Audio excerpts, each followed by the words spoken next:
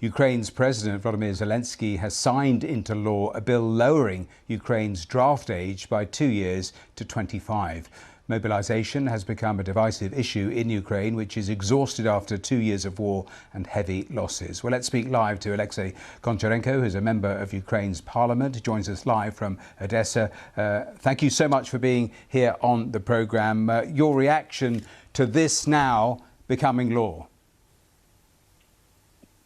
First of all, hello, and this law was voted in the parliament almost 11 months ago. Finally, it is signed. Yes, Ukraine needs mobilization, it's clear. But at the same time, Ukraine also needs demobilization because some people who are fighting for the third year already, and they are civilians in their previous life, they can't fight forever.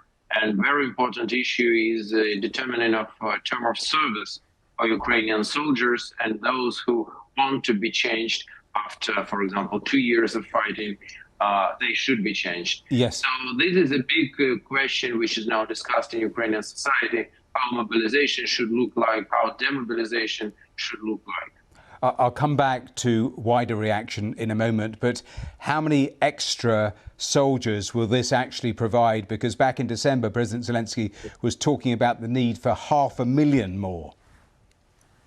Today, President Zelensky said that we don't have a need in 500,000. I can't tell you how more will be mobilized in the age conscripted in the age of 25, 26 years. I just don't know. But we're definitely speaking about thousands of people. But what is very important, we can't fight with Russia by numbers. We will mobilize 500,000, they will mobilize 1 million. We will mobilize 1 million, they will mobilize 2. They're a much bigger country and with a much bigger manpower.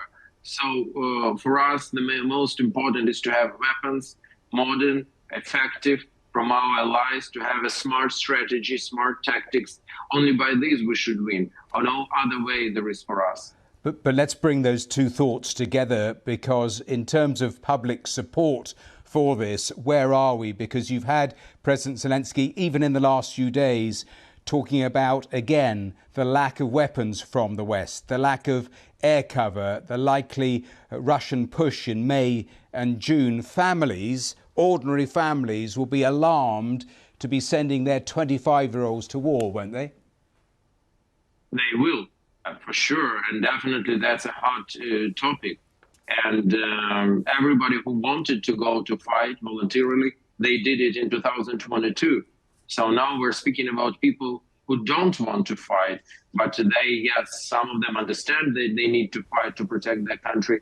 Some of them try to avoid this. This is also reality. So my personal position is we need to have very clear and simple system when it is absolutely clear, for example, 18 months of service, you know definitely how long will you serve. You know that you will have rotations, so you will not be all the time on the front line. Yes. You know, you will have vacations and all of this.